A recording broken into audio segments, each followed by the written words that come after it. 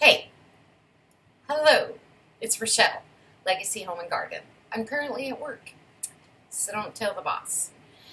Hey, I just wanted to say I really haven't been posting a lot of videos lately, and I'm sorry about that, but you know, life. Uh, but my garden is exploding. There's so many great things going on there. I didn't even really get to take a lot of videos of when I was doing it, things like that. I took a few and kind of pieced them together, so I'm not going to try and backtrack, just going to go forward. But what I want to tell you was, yesterday I had the day off, so I actually did some tinctures and started infusing some herbs and stuff to make salve or salve, however you want to say it. It's the same word. It's just people pronounce it different. I always said salve, but people say salve. Oh well. Anyway, so that's what this little clip here is about. It's just about the beginning of making, infusing some flowers and some herbs and things like that, and on making a couple of little tinctures. So I'm going to hope you follow along. Okay, what I want to share with you is that I went out this morning and I picked marigolds, and what I'm going to do is I'm going to actually make a salve out of this for minor cuts and scrapes, scratches, things like that on your skin. It's called marigold salve. A lot of people use marigolds and call it calendula salve, and it's because calendula flowers in Europe are called pot marigolds. In other words, that's what they're called. So some people grow marigolds, make salve, call it calendula salve, when it's really marigold salve. And some people say marigold and calendula are the same thing. They're not. Calendula in Europe is called marigold, and that's why some people here call this calendula salve, but it's not. It's marigold salve. It's great. I made some last year. You can also make calendula salve the exact same way. But they're for cuts, scrapes, burns, great for burns, not for deep gouges or wounds or anything like that. But this is my first. I went ahead and picked these so I could get a small batch made for my mom. You can dry these and make your salve, or you can use them fresh. If you dry them, you can infuse them in oil a lot longer. If you're using fresh plant material, you don't want to go that long because it's moist. There's still moisture in the flower and in the stem, and that can cause it to go rancid, go bad. So, but you can still use fresh plant material, okay? There's no reason that you can't, and you can still infuse it in oil in a cool, dark place for about 3 to 4 weeks if you're using a dry plant material. So if I took these and dehydrated them and had them dry, I could use them that way, or I could leave them out in the sun or in my greenhouse or in a closet. There's multiple ways to dry your flowers. You can cure them, you can dehydrate them, you can lay them out to naturally dry. Or you can use fresh plant material. Just use caution when you do, because you don't want to let it sit in there in a cool, dark place in oil and infuse. You know, water and oil don't mix. So you want to let them dry a little bit, like air dry, but you don't have to have them crispy, or you can just do them straight out of the garden like I'm doing right now. And I'll only let these steep for about 3 weeks, and then I'll make my salve. Now, you probably will get stronger medicinal use out of them if you let them dry and let them infuse longer. However, I'm making a quick batch for my mom, and it'll work just as good for the issues that she has. So, my first batch of the year. Okay, guys, hey, welcome back. Legacy Home and Garden. What I've got going on here is I put, now what you want to do after you get your plant material, okay, whether it's dried, cured, dehydrated, however you chose to dry it, or use fresh, you can infuse that in oil of your choice. A lot of people use olive oil. You can use avocado oil, almond oil, grapeseed oil if you're going to be using it on your face, because they say that's more cosmetic. Today, I happen to be using sunflower oil. Sunflower oil is really good for your skin too. I mean, it's super. A lot of people maybe cook with it or do salads and stuff with it, but it just feels so smooth and so wonderful. I'm just wiping it off the counter here, what I got on the counter. And so soft on your hands. But so I'm going to infuse this, and I have this little baking tool. This is Pampered Chef. But this part you use to test if your cakes and things are done. This end here you use to go around the pan, but I happen to use it to poke down in my plant material because I want to make sure I got all the air bubbles and everything out. And I left a little bit of headspace right here, but the most important thing is that you want to make sure that your flowers are covered, okay? So what I've done is I've went ahead and done that, and now I'm going to want to put just a little bit more oil in here so it doesn't, and this oil is just, it is amazing. Now listen, if you don't have sunflower oil, almond oil, and all those things, don't stress about it. Get yourself some olive oil. Don't use vegetable oil. Do not. No, no, no, no. Any other kind of oil is fine. Then all you're going to do is you're going to take your lid, okay, and you can put your lid on, and you're going to put this on it and just do that, okay. I give it a good little shake. Mix it up. Okay, I'm going to go sit this in my pantry for about 3 weeks. So I don't label this. Here's why. I have a calendar inside my pantry, and I know I only do certain things at certain times. So if I was doing a variety of a whole bunch of stuff, I'd label this. But I'm going to mark right on my calendar that today I put this in, that it was fresh plant material. And I'll mark on my calendar, it's a magnetic calendar, it's awesome, when this is due to be out. And I'm in my pantry every single day, so I see what I've got going on. In fact, while I went in there to make sure I had room to, isn't that beautiful? Can we just stop for a second and look at the beauty in that color? When I went in there, I went ahead and pulled out one that I've had infusing for 3 weeks, okay? And I wanted to show it to you. Now, this one I used olive oil, extra virgin olive oil, cold pressed. All the oils that I use are USDA stamped and approved. They're all organic. I mean, it costs a lot more, but the end result, in my opinion, is awesome. They're all organic. They're cold pressed, which means when heat gets to your herbs, it starts losing already the medicinal properties. So it's real important to cold press and purify when they harvest the olives for the oil. It's quite a process. If you've never really studied it, just read up on it a little bit. It's quite impressive. And after you've done that, you'll realize why it's quite expensive. You don't have to use organic. You don't have to use all of that. I just choose to do that. This is comfrey. I obtained a comfrey root, grew it in my garden. I do not use any herbicides, pesticides, or anything. My garden is completely 100% organic, period. I use heirloom seeds. I don't take plants and stuff from, I don't buy plants. I start everything from seed. Now, I didn't always garden that way, but because I want to do organic, that's how I do it. I save my seeds and plant the next year my seeds. If I do buy seeds, I buy from reputable companies. I use Baker Creek, I use M.I. Gardner, I use Haas Tools, things like that. Anyway, so all of my flowers, all of my food, and all of my herbs are grown organically in my garden. My comfrey gets nothing but fish emulsion and neem oil, regular watering. It grows like crazy. This is actually the first batch that I harvest this year of comfrey leaves.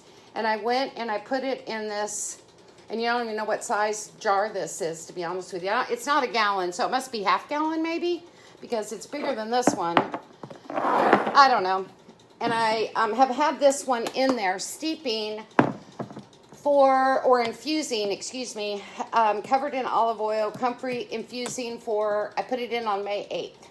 So I have it that it should be ready by the 15th or 16th of June. I have it on my calendar marked, but I just wanted to pull this one out and show it to you. Look at this good dark green color. Isn't that amazing? Now, what you can do is, I'm doing it for the arthritis, but I could take this top off right here and just dip in and use some oil, comfrey oil right there. Okay, we'll talk later about the difference between salves and balms. It's just the way that you make it, whether or not you want a salve that you're going to use on the top of your skin and have it absorb down, and if you're going to use a balm for like more massaging into your muscles and stuff like that. But I just wanted to show you one that's been infusing. Look at that rich dark green color. So the olive oil is infusing into these comfrey leaves and drawing out all the medicinal purposes that I'm going to need for aches and pains in your muscles, your joints, a broken bone area that's irritating you, pulled ligaments, pulled shoulder, any of that. This is a great salve to have on hand, especially if you're older. This marigold salve that I'm making is from marigolds that I grew last year and harvested the seeds and then grew again this year. Started in my dining room, moved out to my greenhouse, planted in my garden, and harvested. So that's enough about that. I just wanted to show you the process just real quick. It's so simple. I mean, it's crazy how easy it is. And this will be ready for my mom in about 3 weeks, and she will be very happy, and so will I. Hi everyone, Rochelle, Legacy Home and Garden. I'm in the kitchen today making a really fast, quick, simple tincture for pain killing. So if you've got internal some aches and pains going on, if you've got something on your skin, a muscle or something that's bothering you, tooth, whatever, this is a really simple, easy pain killing tincture. So what I've done is I have these cinnamon sticks. I'm just going to show you really fast. I mean, it took me like 2 minutes to do this. The cinnamon sticks, this is really what you want to use. Just going to take these. You're going to wrap them in some wax paper, which, sorry, I've already done that. Put it in the wax paper. Use your mallet. Break them up. You need 2 tablespoons of that. And this is a baby food jar. So in here is 2 tablespoons of broken up cinnamon sticks. You're going to need 1 tablespoon of whole cloves. So you want the whole cloves, stem and all. See? Have you seen? Some people even chew on these cloves for bad breath. You can also put those down and kind of like crush them down and use it right around your gum if you're having a toothache, anything like that. But for this purpose, I'm using, well, as I spill them, 1 tablespoon of whole cloves, and I'm going to just put these in here with my cinnamon sticks. I need 1 more ingredient, and I'm done. The other ingredient I need is 2 ounces of 80 proof vodka. So I'm just going to take that. I'm going to pour it over my cinnamon and my cloves. I am going to grab, I tend to have a chopstick. I bought these for hardly nothing. I keep them in the kitchen for mixing waxes and stuff. Just going to mix that up a little bit. Oh, the cinnamon and clove smell so good. Put this lid on really tight. Put this in a nice sunny window for about 48 to 72 hours, okay? And then all you're going to do is strain this off through a coffee filter or a cheesecloth. Then you're going to take a dark tincture bottle like this, which has got this little syringe on the bottom. You're going to strain this. You're going to put it in a dark tincture bottle, and you can put a drop under your tongue 2 to 3 times a day. If you've got a specific ache, maybe here, you got a shot. Let's say you got a shot and your arm's aching right here. You can just put a drop or 2 right there and rub that in. This is a good pain killer for your needs. I mean, you can even put a couple of drops in your coffee. You could put it in your tea. You could put it in salad. You could put it in anything that the cinnamon clove would go with, and use it daily. Now, don't overuse it, okay? Don't overuse it. Try 1 drop 2 to 3 times a day. You know, like with anything, consult your doctor before you do anything like this. Herbal, natural things. If you're taking medication, if you're pregnant, if you're breastfeeding, anything like that. So just disclaimer, I'm not a herbologist. I'm just doing things that work for me and sharing them with you. Thanks for tuning in. And now what I'm going to do is put a label on here and put it in my kitchen window. Sorry you can't see me, but I thought it's more important that you saw the process. Doesn't that look amazing? Wait till this fully extracts. It's going to be a pretty golden color. Thanks, guys. Happy gardening. Hey everyone, just another quick tincture I wanted to show you today. I've already showed you the cinnamon and clove for pain killing. Now I want to show you one that you can make really quickly. It will have to set for about 6 weeks, but it's super, super, super easy to make, and I want to show that to you. So what I did is I just went outside in my garden where I have 4 or 5 rose bushes, and I ethically sourced these rose petals, okay? And what that means is that I didn't take them all. I took just the outside leaves, leaving the center, and I left plenty for the bees.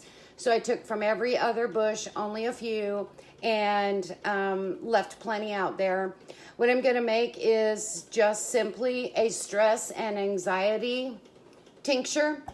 And what you're gonna do is you're just gonna grab these rose petals. I washed them off. Remember that these petals are very, very delicate, and they're mostly moisture. So what we're going to do is make a tincture, and as you know, most tinctures involve alcohol. I'm using 80 proof. You're just going to take these rose petals that you've harvested, and you're going to put them down in your jar, okay? You don't want to cram them in there, but you want to put them in your jar, okay? And you're just going to press them down in there. Oh, they smell wonderful. They just smell absolutely wonderful.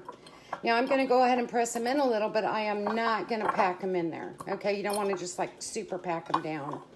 A lot of times when you're working with fresh plant matter or you're working with herbs and flowers, you will see that you cut those quite often, like even with the cinnamon, how we chopped it a little bit.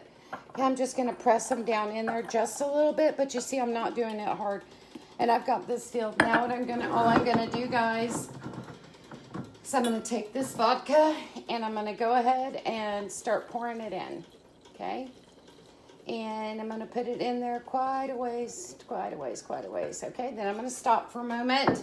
I'm going to get my handy dandy little chopstick. I've got the other one I used in the sink, and I'm just going to grab another one here. Got this, and I'm just going to gently go down in here like this, just real gentle, pressing that down in there, okay? Just making sure. And the reason that you don't have to chop these up and everything is because they are water soluble. So what that means is that vodka that I'm using is 40% vodka, 40% water. And so the water portion of the vodka is extracting or going to be infusing the water soluble medicinal properties from the rose petal. Then the vodka portion is going to be emulsing or what do you call it? I can't even think now. Infusing the alcohol portion from that needs to be pulled from the rose petals with alcohol. I'm making it way complicated. It's not that complicated. It's just it's a 2-part water and alcohol extraction. So I'm going to put a little bit more in here because I don't want to waste all this space. So I'm going to do it to about right there.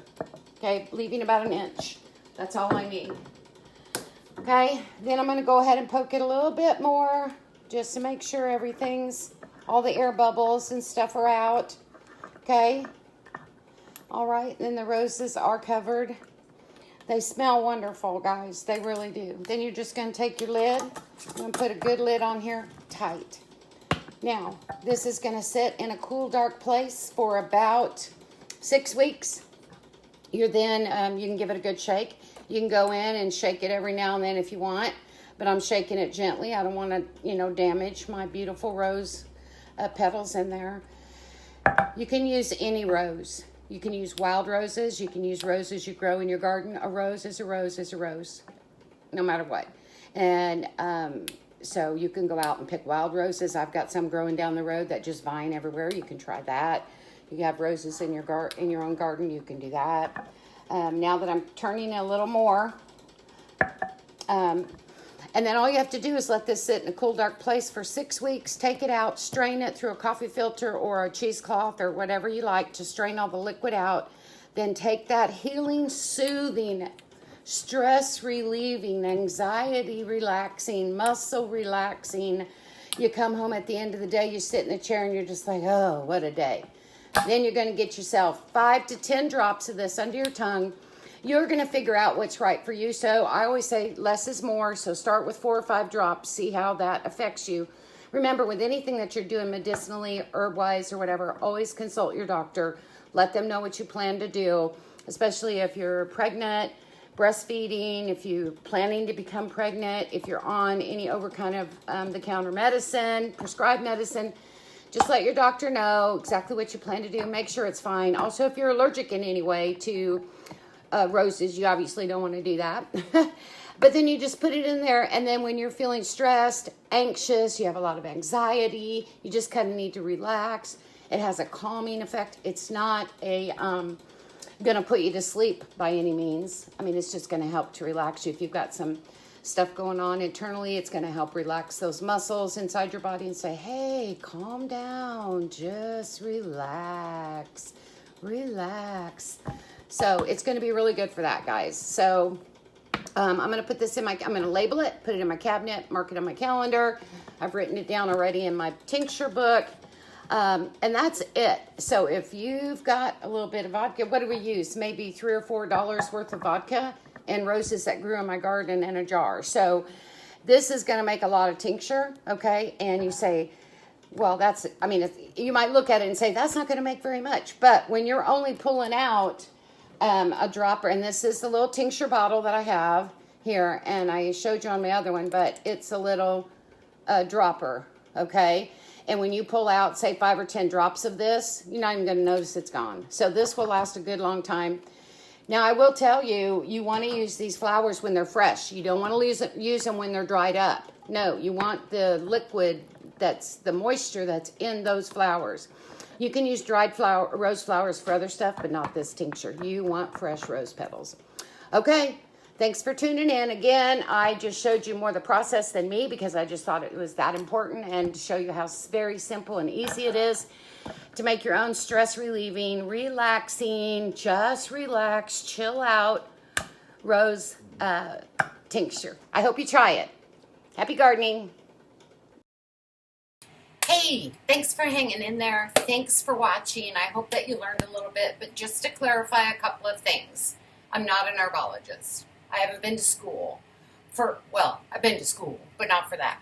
I really started just checking into different plants and different herbs and what's available when arthritis hit my hands pretty bad. And I had trouble holding my coffee cup, opening things. I had a lot of pain and a lot of ache in these two hands, especially the left hand. And it was pretty severe. I ended up going to the doctor and getting some medication, which takes the edge off. But if you're like me, you hate just having to take a pill for every little thing. And I just started thinking, there's got to be something. God put so many great things on this earth, and there's got to be something down here. So I just started listening, talking, asking questions, and I heard about, like, the comfrey. It took me actually 2 years to get that root, to grow it, and then to be able to harvest the leaves to make the salve that I do. But I just wanted to throw that out there, that I'm learning as I go along. I'm only infusing or creating those things that I have a need for, or somebody that's close to me has a need for, and so I just wanted to share that. But it's super, super, super easy to do some of these things, and most of the stuff we just have growing in our yard. Like when I didn't show it on this video, but dandelions. It makes a great salve, but you know that you can use the flower, you can eat the leaves, you can eat the stem and the root.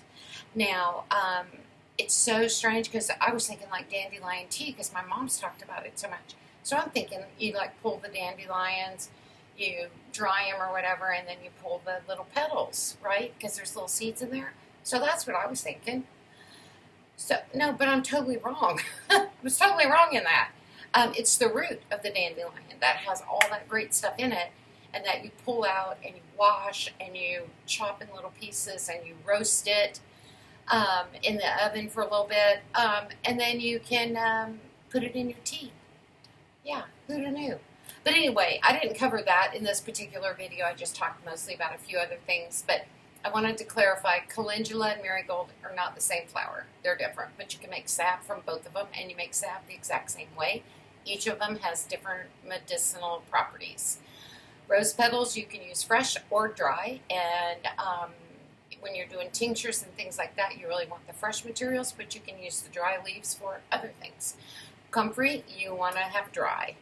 I don't ingest comfrey. I will let you do your own research on that. I use comfrey just for the outside, just for the skin or the muscles. Dandelions, I've already covered that you can, do on that. But anyway, I'm not going to bore you. I just want to say, hey, thanks for hanging out with me. Thanks for watching. Thanks for listening. I hope you've learned a little bit of something that you didn't know. And if you have some questions, if I didn't explain something thoroughly and you have a question, leave it in the comments below because I will definitely get back to you. If you like what you're seeing, hit the subscribe and the bell so you know when I post a new video, which will be a little more regular now. I can get windy, but I just basically wanted to say thanks. Hope you learned something. Happy gardening, Rochelle, Legacy Home and Garden. Have a great summer.